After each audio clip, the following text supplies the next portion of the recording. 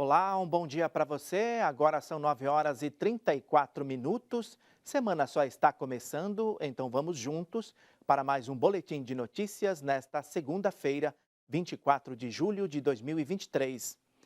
Abrimos esta edição com imagens da cidade de São Paulo. Manhã de sol com algumas nuvens, sem previsão de chuva e a umidade relativa do ar em torno de 30%. Mínima de 14 graus e máxima de 26. Em Roma, cerca de 8.000 fiéis se reuniram na Basílica de São Pedro para celebrar o terceiro Dia Mundial dos Avós e dos Idosos. Na oração do Ângelus, o Papa Francisco rezou pelos avós e por várias outras intenções. As informações com Danúbia Gleiser. Bom dia, Danúbia, e um bom começo de semana para você.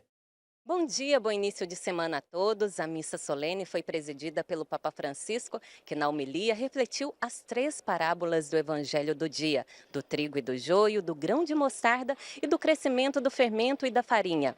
O Santo Padre ressaltou um aspecto incomum entre elas, que é o crescer juntos. No final da celebração, 5 idosos, representando os 5 continentes, entregaram simbolicamente a cruz peregrina da JMJ a 5 jovens que partem para Lisboa, significando a transmissão da fé de geração em geração.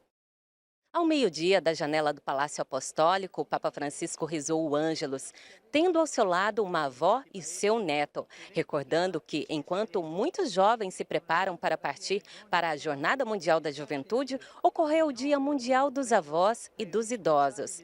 No apelo após a oração mariana, disse estar unido a todos que sofrem com eventos climáticos extremos ocorridos em várias partes dos países e pediu aos líderes das nações para que façam algo mais concreto para limitar as emissões poluentes.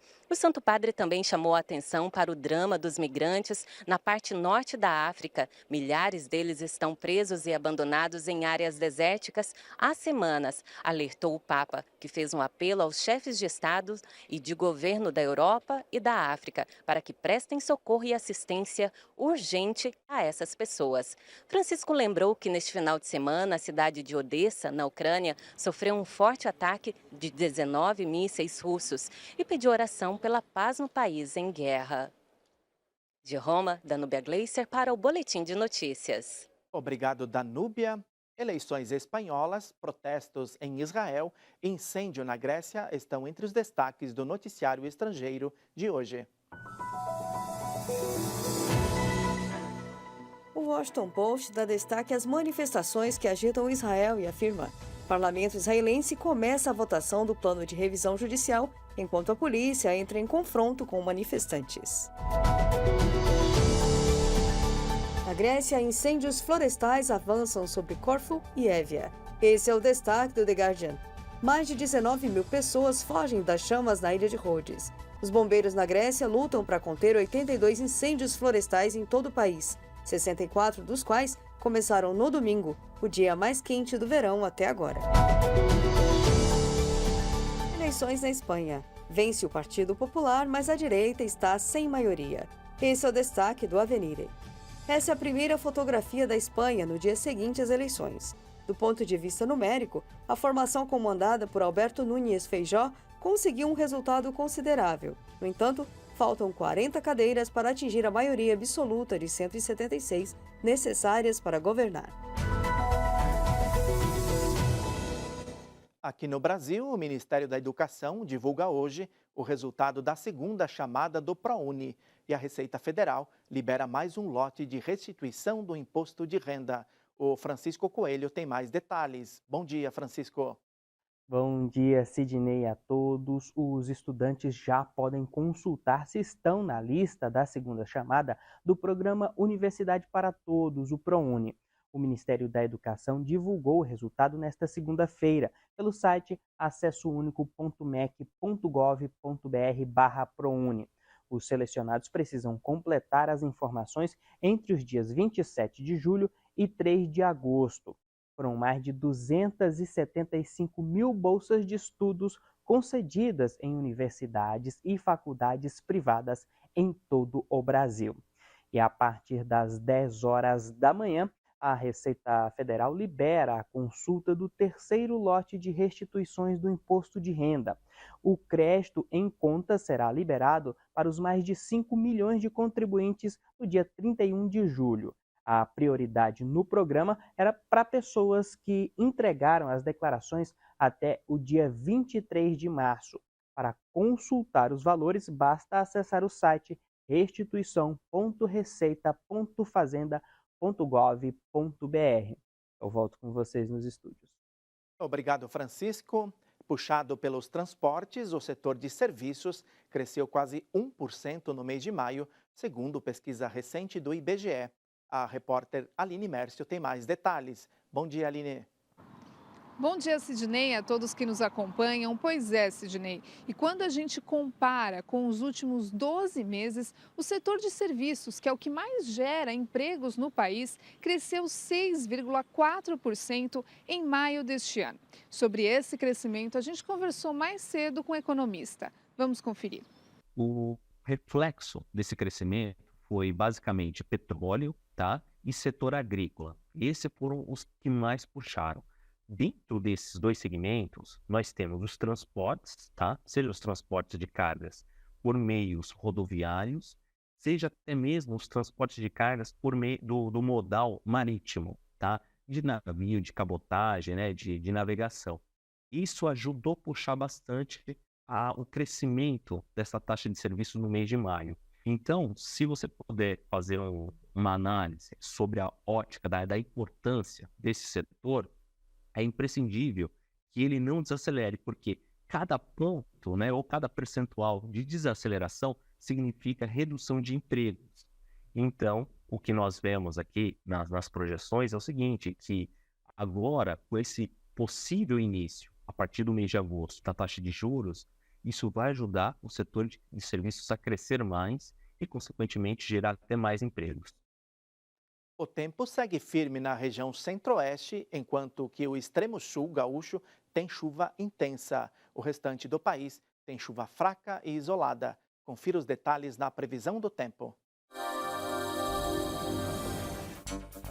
No Rio Grande do Sul pode chover com maior intensidade no extremo sul do estado. Nas outras áreas gaúchas, o sol aparece, mas pode ter pancadas de chuva isoladas no fim do dia. Já no sudeste, tempo firme, com exceção do centro-sul e litoral norte do Espírito Santo, onde ainda pode ter pancadas de chuva fraca e isolada ao longo do dia. Bastante sol na região centro-oeste, a massa de ar seco continua mantendo o tempo firme. O sol predomina também no Acre, em Rondônia, Tocantins, no centro-sul do Amazonas e em boa parte do Pará, incluindo Belém. Podem ocorrer chuvas isoladas no extremo norte paraense e centro-norte do Amazonas. Já no Nordeste, chove a qualquer hora no litoral baiano até Pernambuco. No litoral da Paraíba, Rio Grande do Norte e Maranhão pode ter chuva fraca e isolada entre a manhã e a tarde.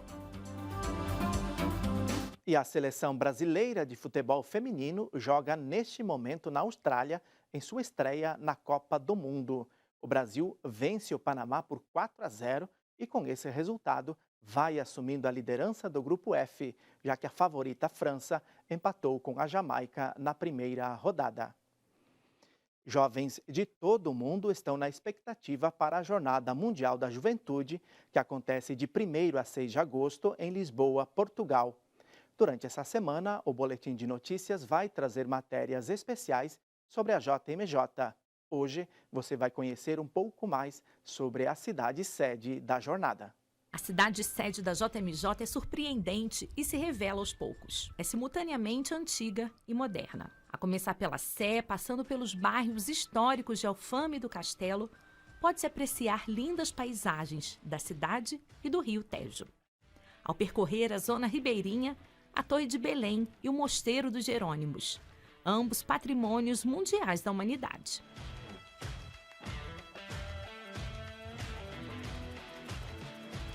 O charmoso elétrico nos leva até a igreja onde nasceu Santo Antônio, um dos patronos das jornadas, e ao lado um museu dedicado a ele. A igreja ergueu-se sobre a gruta do seu nascimento. Nós estamos a preparar uma programação especial para receber estes turistas que vêm cá a Lisboa nesta altura, e, no fundo, para frisar esta ideia de que Santo António nasceu aqui em Portugal. O Castelo de São Jorge está situado na mais alta colina da cidade. A fundação, nos séculos X e XI, remonta à época de Lisboa como importante cidade portuária muçulmana. Em 1147, Dom Afonso Henriques conquistou o castelo e a cidade aos muros, o que o levou a cumprir a promessa de construir um mosteiro dedicado a São Vicente. Foi então fundado do lado de fora das muralhas da cidade. No assim chamado Mosteiro São Vicente de Fora, viveu Santo Antônio quando era Fernando de Bulhões, antes de ir a Coimbra e decidir tornar-se franciscano. 9h45 e o Boletim de Notícias termina aqui. Reveja esta edição no Canção Nova Play e siga bem atualizado acessando nossas redes sociais e o site noticias.cançãonova.com. Outras informações às 6:45 da noite no Canção Nova Notícias. Obrigado pela companhia, um ótimo dia para você e continue ligado em nossa programação.